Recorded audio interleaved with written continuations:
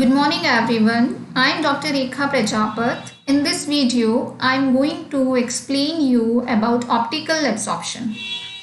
जैसा कि हम जानते हैं हम यहाँ पे बात कर रहे हैं सोलर सेल्स की और सोलर सेल्स में फोटोवोल्टाइक प्रोसेस होता है जिसमें मेनली फ्री इलेक्ट्रॉन्स और फ्री होल्स का जनरेशन नेसेसरीली होता है। मीन्स एक फंडामेंटल स्टेप होता है सोलर सेल की वर्किंग के लिए जिसमें मटेरियल पर सनलाइट के इंसिडेंट से फ्री इलेक्ट्रॉन और फ्री होल्स का जनरेशन होता है और इस मेन स्टेप के कारण ही हमें फोटो करंट मिलती है। So the generation of both free electrons and free holes is essential to produce a photovoltaic current. Intrinsic optical absorption of a single photon across the band gap of the semiconductor in the dominant optical absorption process in a solar cell.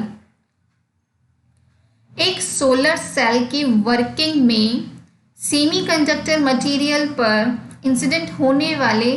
Photon का optical absorption एक dominant process होता है।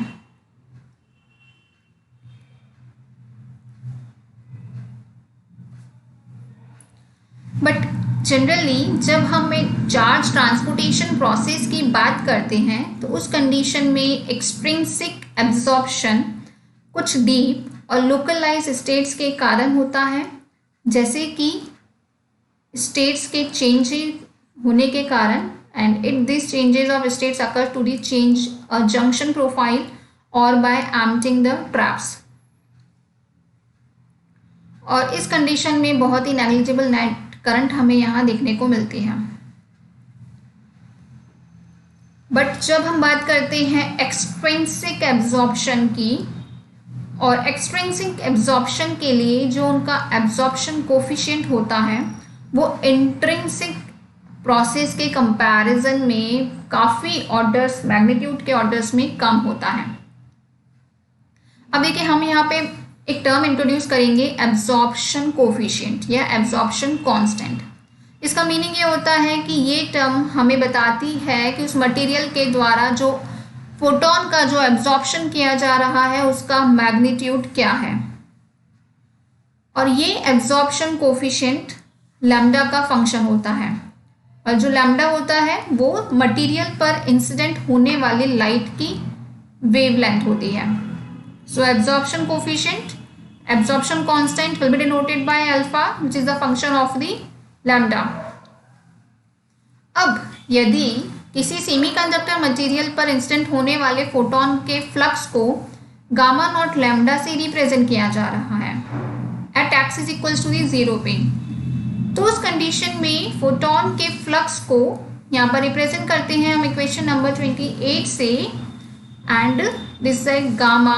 विच is the function of the lambda and x is equal to the gamma naught function of lambda exponential of minus alpha into the x.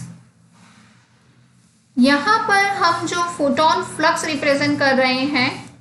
इसकी unit होती है photon centimetre inverse square second inverse या फिर मिली what पर centimetre square. यदि हमें free carriers के rate हमें यहाँ बतानी है एक इंट्रिंसिक एब्जॉर्प्शन के लिए तो उसको रिप्रेजेंट किया जाता है कैपिटल जी एक्स से, and it is equal to the, इसका मेन रिप्रेजेंटेशन होगा that G will be the function of the lambda and x, और it is equal to the rate of free carrier generation means minus of d of gamma lambda, और इसको हम लिखते हैं alpha multiplied by gamma which is the function of the lambda into x d x. Mainly जब हम देखते हैं alpha जो कि एब्जॉर्प्शन कोफिशिएंट बताता है उसकी value usually 10 to the power 2 to the 10 to the power 3 पर सेंटीमीटर के ऑर्डर की होती है।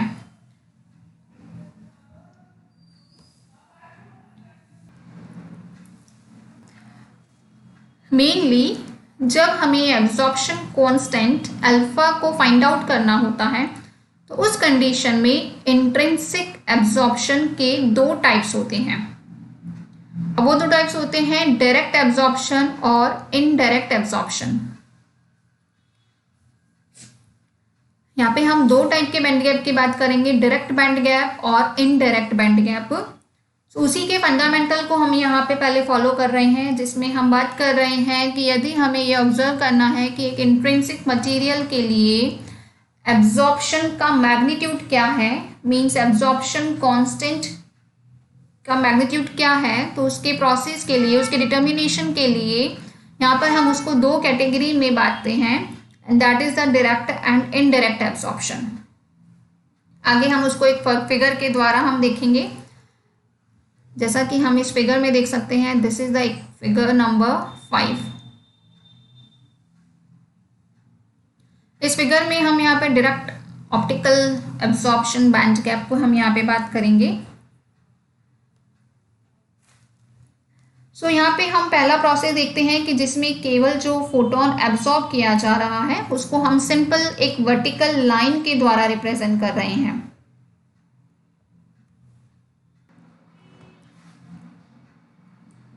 सो यहाँ पे हम देख सकते हैं कि हम एक यहाँ पे फर्स्ट ऑर्डर प्रोसेस की हम बात कर रहे हैं, जिसमें हम यहाँ पे केवल एक एब्जॉर्ब्ड फोटोन को देख रहे हैं और इसको हम यूजुअली केवल एक वर्टिकल लाइन के द्वारा रिप्रेजेंट कर रहे हैं, जिसमें हम यहाँ पे ग्राफ प्लॉट कर रहे हैं एनर्जी वर्सेस वेव वेक्टर के। यहाँ हम फिगर नंबर 5 के ए पार्ट में हम जिस ग्राफिकल रिप्रेजेंटेशन की बात कर रहे हैं, this is plotted between the energy and wave vector के। सो इस कंडीशन में जो एब्जॉर्प्शन ट्रांजिशन हो रहा है वो एनर्जी को कंजर्व करता है, and so that delta E is equal to the H nu. यहाँ पर जो एच न्यू है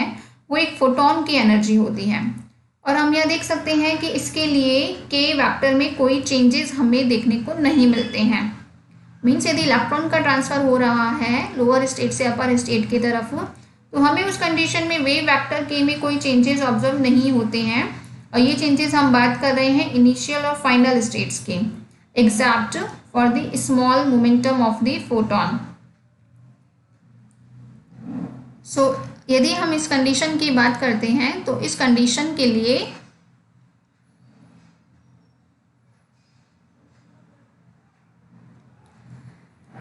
photon energy means H new के साथ में अल्फा के एक्सपेक्टेड वेरिएशन को हम इस रिलेशन से रिप्रेजेंट करते हैं, like alpha H nu will be equal to the C into the H nu minus E G D raise to the power half. यहाँ पर सी एक कांस्टेंट है, और जैसा कि हम यहाँ पे सेकेंड फिगर में देख सकते हैं, फिगर 5 के बी फिगर में यहाँ पे सेकेंड ग्राफ में प्लॉट दिखाया गया है alpha square versus H new का। अल्फा जो कि यहाँ पे एब्जॉर्प्शन कांस्टेंट है, और उसका रिप्रेजेंटेशन हमने देखा है फोटोन एनर्जी के रिस्पेक्ट में, और इसके प्लॉटिंग में हमें यहाँ पर एक सिंपल स्ट्रेट लाइन मिल रही है, और ये हम देख रहे हैं डायरेक्ट एब्जॉर्प्शन के लिए। और यहाँ पे हम आगे जब इसको आगे एक्सीड करेंगे तो सिंपल हमें एक इंटरसेप्ट मिलता है, और जो कि हमें बताता है मटेरियल के डायरेक्ट बैंड गैप की वैल्यू को।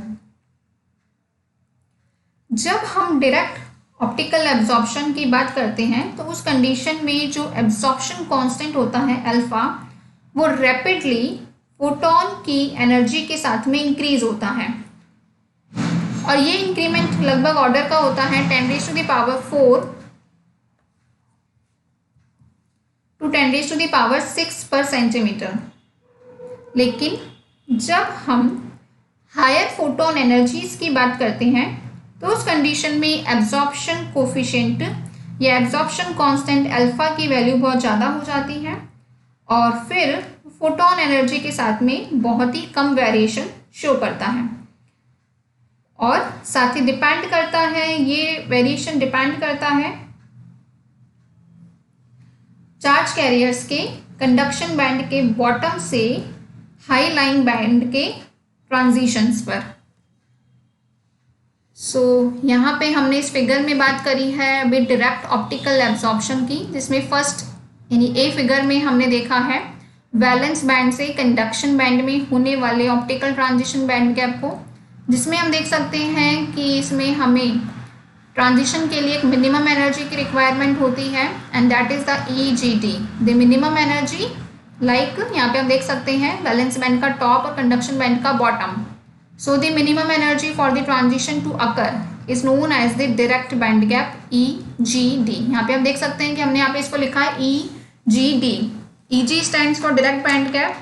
D stands for direct. And second figure में हमने यहाँ वेरिएशन बताया है एब्जॉर्प्शन कांस्टेंट अल्फा स्क्वायर का फोटोन एनर्जी के साथ में एक डायरेक्ट ट्रांजिशन प्रोसेस के लिए। यदि हम डीजनरेट सेमीकंडक्टर्स की बात करते हैं तो उनके लिए कंडक्शन बैंड का जो बॉटम होता है वो फिल्ड होता है और जो परमिटिविटी ट्रांजिशंस होते हैं वो इस स्टेट या इसके हायर डीजनरेट फर्मी लेवल्स पर ही हमें ऑब्जर्व होते हैं। सो इस कंडीशन में डायरेक्ट बैंड गैप जो होता है वो हायर एनर्जी वैल्यूज पर शिफ्ट हो जाता है। इसके लिए हम एक एक्सप्रेशन देते हैं लाइक हम एन टाइप सेमीकंडक्टर मटेरियल की बात करते हैं तो उस कंडीशन के लिए यहाँ पर डायरेक्ट बैंड गैप का फॉर्मूला दिया जाएगा that EGD prime is equal to the EGD plus h cross square upon 2me asterisk into 2 pi square and raised to the power of 2 upon 3। इस इफेक्ट को ब्रिस्टन shift कहा जाता है on the theory of the Bristen in 1954, जो कि mainly semiconductors में happen होती है जिनका इफेक्टिव मास स्मॉल होता है और साथ ही जिनके लिए Ne चार्ज कैरियर्स का जो नंबर होता है वो बहुत ही कम होता है। और ये वाला फैक्टर इंपॉर्टेंटली हम देखते हैं मेटल ऑक्साइड सेमीकंडक्टर्स में, जिनको हम हेट्रोजंक्शन सोलर सेल में एक विंडो लेयर की तरह काम में लेते हैं। ये भी हमने बात की थी डायरेक्ट बैंड गैप की। नाउ आगे हम प्रोसीड कर रहे हैं इनडायरेक्ट ऑप्टिकल ट्रांजिशन के लिए। इनडायरेक्ट ऑप्टिकल ट्रांजिशन को हम यहाँ पे इस फिगर के द्वारा रिप्रेजेंट करते हैं। जैसा कि हम इस फिगर नंबर 6 में देख रहे हैं कि यह एक सेकेंड ऑर्डर प्रोसेस होता है। यहाँ पे आप देख सकते हैं हमें वहाँ पे कंटिन्यूस प्रोसेस मिल रहा था इसलिए हमने उसको सिंगल प्रोसेस नाम दिया था, बट यहाँ पे हम देख रहे हैं हमें यहाँ पे 2 ऑर्डर के प्रोसेस मिल रहे हैं। So that's why we are taking it as a second order process, जिसमें फोटोन का एब्जॉर्प्शन भी होता है और साइमल्टेनियसली यहाँ पे एक एब्जॉर्प्शन होता है या फिर एक इमिटेड फोनॉन होता है। और ये हम देखते हैं जब हम बात करते हैं कंडक्शन बैंड के मिनिमम की और वैलेंस बैंड के मैक्सिमम की, जिनके लिए वेव वेक्टर k की वैल्यू अलग अलग होती है। जैसा कि हम इस फिगर में देख सकते हैं कि ये हमारा वैलेंस बैंड, ये कंडक्शन बैंड, और हम यहाँ देख पा रहे हैं कि इन दोनों के बॉटम, जैसे कि वैलेंस बैंड का टॉप और कंडक्शन बैंड का जो बॉटम है वो यहाँ पे अलग अलग के वैल्यू पर लाई कर रहा है। सो इसीलिए हम यहाँ ये कह रहे हैं कि जब वेव वेक्टर k की वैल्यू अलग अलग हो जाती है, मीन्स जो कंडक्शन बैंड का मिनिमम है और जो वैलेंस बैंड का मैक्सिमम है वो अलग अलग वैल्यू पर लाई करता है, तो उस कंडीशन में हमें यहाँ पे फोटोन एब्जॉर्प्शन के साथ साथ ही एक फोनॉन का इमिशन भी देखने को मिलता है। और इस कंडीशन में यहाँ पर इस टाइप के एब्जॉर्प्शन ट्रांजिशन में एनर्जी तो कंजर्व रहती है, बट उसके लिए हम यहाँ पे एक एक्सप्रेशन देते हैं like the delta E will be equal to the H nu of plus minus of EP। यहाँ पर जो EP हम यहाँ पे टर्म इंट्रोड्यूस कर रहे हैं उसको फोनॉन एनर्जी कहा जाता है।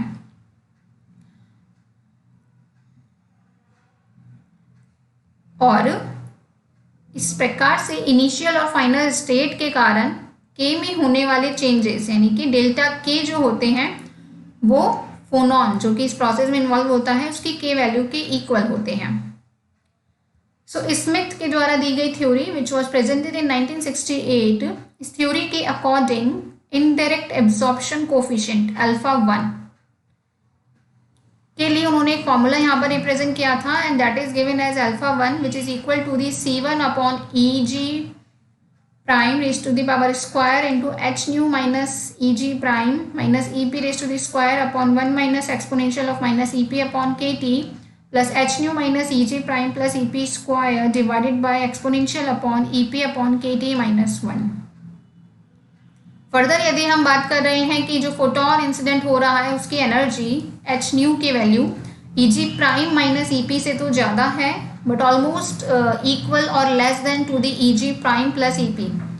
तो उस कंडीशन में इनडायरेक्ट एब्जॉर्प्शन कोफिशिएंट अल्फा 1 के लिए फॉर्मूला लिखा जाएगा C1 upon E G prime raise to the square into h nu minus E G prime plus E P square divided by exponential of the E P upon K T minus 1। लेकिन वहीं जब दूसरी ओर ये condition ली जाती है कि h nu की value is much less than और equal to the E G prime minus E P, तो इस कंडीशन के लिए इनडायरेक्ट एब्जॉर्प्शन कोफिशिएंट की वैल्यू 0 के इक्वल होती है।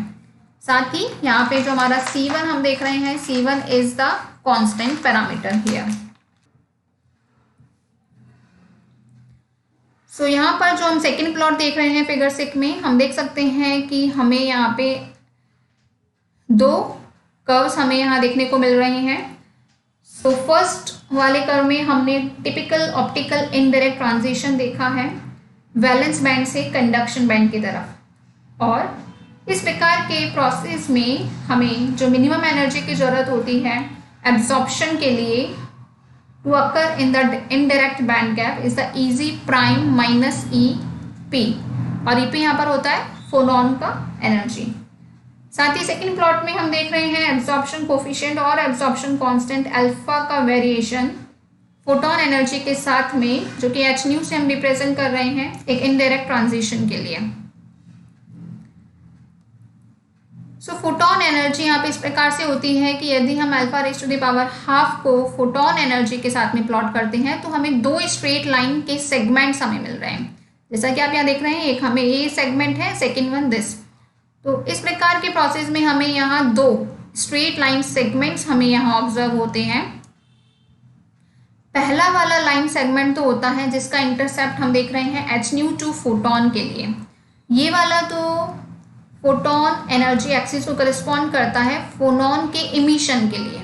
और जबकि जो दूसरा वाला इंटरसेप्ट होता है जो कि एच न्यू 1 है वो रिप्रेजेंट करता है फोनॉन के एब्जॉर्प्शन के लिए। इस प्रकार से हमने यहाँ देखा था एब्जॉर्प्शन और इमिशन प्रोसेस। सो इस प्रकार से हम इन इंटरसेप्ट के द्वारा एक इनडायरेक्ट बैंड गैप ई जी प्राइम के लिए और फोनॉन एनर्जी प्रोसेस के इन्वॉल्व को हम यहाँ पे इन इंटरसेप्ट्स के द्वारा ऑब्जर्व कर सकते हैं। सो फाइनल एक्सप्रेशन हम यहाँ पे इन इंटरसेप्ट्स को देखते हुए हम यहाँ लिखते हैं that E G prime will be equal to the 1/2 multiplied by h nu 1 plus h nu 2 and EP which is equal to the 1/2 into the h nu minus of h nu 2। So यहाँ पर अभी हमने बात करी है direct और indirect optical transitions की। इस टाइप के ट्रांजिशंस को हम सिंगल क्रिस्टल जर्मेनियम के लिए भी हम यहाँ पे ऑब्जर्व कर सकते हैं, और single crystal material like germanium के लिए जो डायरेक्ट बैंड गैप होता है EZD, उसकी वैल्यू हमेशा ज़्यादा होती है indirect band gap EG prime से। हम यहाँ पे इसको एक फर्दर फिगर के द्वारा हम शो करेंगे, जिसके लिए हम दो टेम्परेचर्स की बात करेंगे लाइक 77 डिग्री केल्विन और 300 डिग्री केल्विन के लिए। साथ ही हम इन टेम्परेचर के करस्पॉन्डिंग डेटा एनालिसिस प्रेजेंट करेंगे, जिसमें हम देखेंगे इनडायरेक्ट ट्रांजिशन में लोअर फोटोन एनर्जी का और डायरेक्ट ट्रांजिशन में हम हायर फोटोन एनर्जीज के इम्पैक्ट को हम यहाँ ऑब्जर्व करेंगे। और साथ ही हम यहाँ देखते हैं कि ये जो डेटा होता है इनके द्वारा हम ये कंक्लूड करते हैं कि इनडायरेक्ट ट्रांजिशन के लिए जो अल्फा होता है उसकी वैल्यू होती है 10⁻⁻1 टू दी 10⁻2 पर सेंटीमीटर के ऑर्डर की, जो कि बहुत ही कम होती है as compare to the direct transition process. जैसा कि डायरेक्ट ट्रांजिशन प्रोसेस में हम देखते हैं 10⁻2 टू दी 10⁻4 पर सेंटीमीटर। सो यहाँ पे हम इस फिगर 7 के अंदर सिंगल क्रिस्टल जर्मेनियम के लिए दो टेम्परेचर 77 डिग्री केल्विन और 300 डिग्री केल्विन के लिए हम ऑप्टिकल एब्जॉर्प्शन स्पेक्ट्रा यहाँ प्रेजेंट कर रहे हैं, जिसमें फर्स्ट पार्ट में हम यहाँ देख रहे हैं फोटोन एनर्जी के साथ में अल्फा का प्लॉट दिया गया है, और यहाँ पे हमने फोटोन एनर्जी के साथ में alpha raise to the power half, alpha raise to the power 4 and alpha raise to the power of square का रिप्रेजेंटेशन हमने देखा है। So this is the direct process.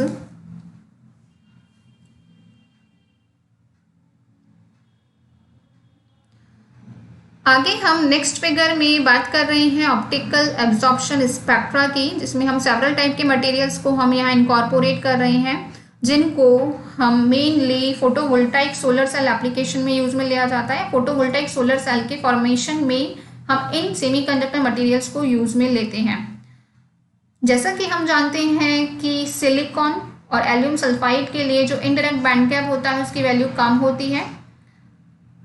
दूसरे सेमीकंडक्टर जैसे कि gallium arsenide, indium phosphide, cadmium sulphide और cadmium telluride, इनके लिए डायरेक्ट बैंड गैप की वैल्यू कम होती है। सो यहाँ पे फिगर नंबर 8 में हम यह रिप्रेजेंटेशन देख रहे हैं ऑप्टिकल एब्जॉर्प्शन कोफिशिएंट का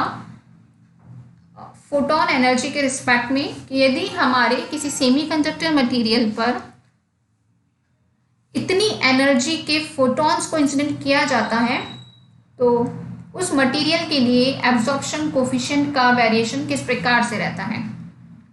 तो यहाँ पे हम देख सकते हैं कि this is for the indium phosphide, this black one is for cadmium telluride, this dash line is for gallium arsenide, this blue one line is for silicon and this straight line is for cadmium sulphide. So हम यहाँ देख सकते हैं कि जैसे जैसे photon energy means यदि semiconductor material पर इंसिडेंट होने वाले फोटोन की एनर्जी में वेरिएशन किया जाता है तो उसके करस्पॉन्डिंग एब्जॉर्प्शन कोफिशिएंट मीन्स उस मटेरियल के द्वारा फोटोन के एब्जॉर्ब करने के मैग्नीट्यूड का वेरिएशन हम यहाँ देख रहे हैं। तो फोटोन की एनर्जी बढ़ने के साथ साथ में उसका एब्जॉर्प्शन कांस्टेंट में भी इंक्रीमेंट हमें यहाँ ऑब्जर्व होता है। तो वहीं दूसरी और सेकेंड फिगर यहाँ पे रिप्रेजेंट किया गया है direct band gap energy easy के लिए, और इनडायरेक्ट बैंड गैप के लिए भी हमने यहाँ रिप्रेजेंटेशन देखा है at the temperature of 300 degree Kelvin. So यहाँ पे हमने इनका कंपोजिशन देखा है, जिसमें बैंड गैप की वैल्यू हम देख सकते हैं easy which is the 1.439 plus 1.042x plus 0.0462x square and this is the 1.92 plus 0.17x plus 0.7x square. यहाँ पर x जो है वो इनका कंपोजिशन वेरिएशन है।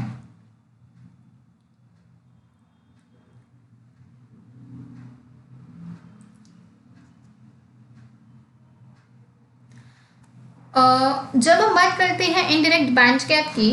तो ऐसे मटेरियल जिनमें इनडायरेक्ट बैंड गैप एग्जिस्ट करता है उनको हम एक सोलर सेल में एब्जॉर्बिंग कंपोनेंट की फॉर्म में यूज में लेते हैं, और बट इनका जो एब्जॉर्प्शन कांस्टेंट होता है वो रिलेटिवली लो होता है। और इसका मीनिंग ये होता है कि जो मटेरियल है उसकी थिकनेस हमें ज़्यादा रखनी चाहिए ताकि वो लाइट को ज़्यादा एब्जॉर्ब कर सके। और बट यहाँ पर हम ये देखते हैं कि जो जंक्शन होता है उसके अक्रॉस यहाँ पे लाइट के इंसिडेंस से यानी कि लाइट के एब्जॉर्प्शन से बहुत सारे कैरियर्स जनरेट होते हैं। सो इस वजह से हमें long minority carrier diffusion length की ज़रूरत होती है ताकि वो जो जनरेटेड कैरियर्स है वो जंक्शन तक पहुँच सके और उनका रिकॉम्बिनेशन होने से पहले। सो इसीलिए एक इनडायरेक्ट बैंड गैप के लिए एक टिपिकल थिकनेस की हम बात करते हैं। मतलब कि कहा जाता है कि यदि हम इनडायरेक्ट बैंड गैप मटेरियल को यूज़ में ले रहे हैं तो रिकॉम्बिनेशन प्रोसेस होने से पहले ही चार्ज कैरियर जो है जंक्शन तक पहुंच जाए। उसके लिए ज़रूरी है कि उनकी जो थिकनेस है वो 20 to 50 माइक्रोमीटर के ऑर्डर की होनी चाहिए ताकि जो हमें सोलर स्पेक्ट्रम अवेलेबल है उसका सफिशिएंटली एब्जॉर्प्शन उस मटेरियल के द्वारा हो सके। लेकिन वहीं जब दूसरी बात की जाती है डायरेक्ट बैंड गैप मटेरियल की, तो डायरेक्ट बैंड गैप मटेरियल के लिए लाइट के प्रॉपर एब्जॉर्प्शन के लिए उसकी थिकनेस को अराउंड 1 to 3 माइक्रोमीटर के ऑर्डर का होना चाहिए। और साथ ही डायरेक्ट बैंड गैप की जब हम बात करते हैं तो होमो जंक्शन के केस के लिए उसकी बहुत ही थिन लेयर भी हम यहाँ ले सकते हैं, लाइक थिन फिल्म उसके हम यहाँ यूज में ले सकते हैं ताकि जो लाइट है वो इजीली पेनिट्रेट हो सके। और इन पॉसिबिलिटीज़ को अभी हम यहाँ पे फर्दर एक ग्राफिकल रिप्रेजेंटेशन में हम ऑब्जर्व करेंगे।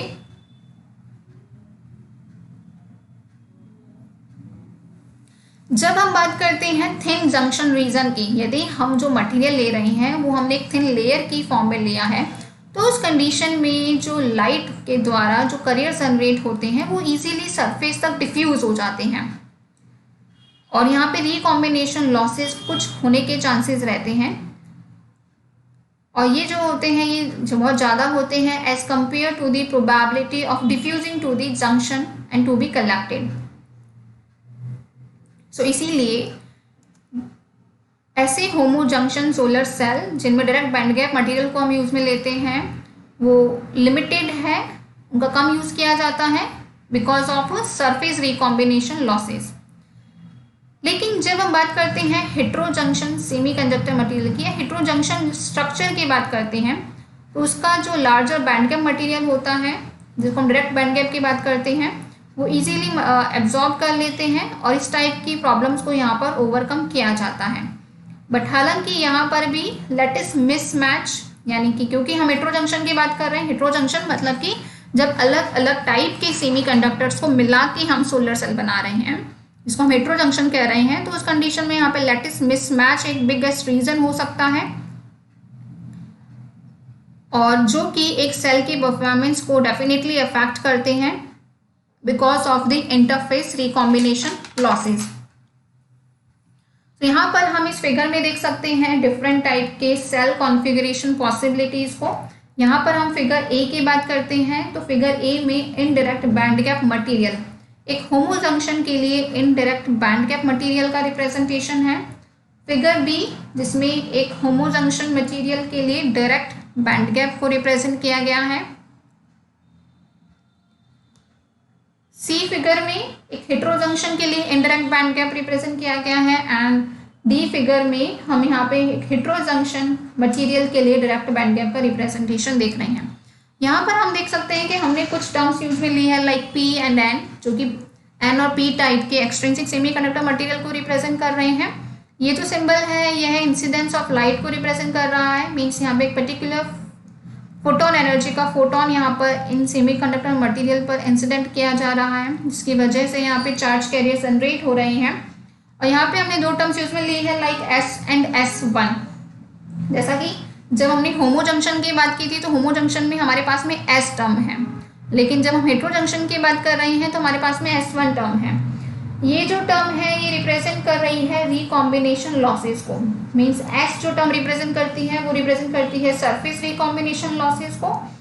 और S1 रिप्रेजेंट करती है इंटरफेस रिकॉम्बिनेशन लॉसेस को। Thank you so much.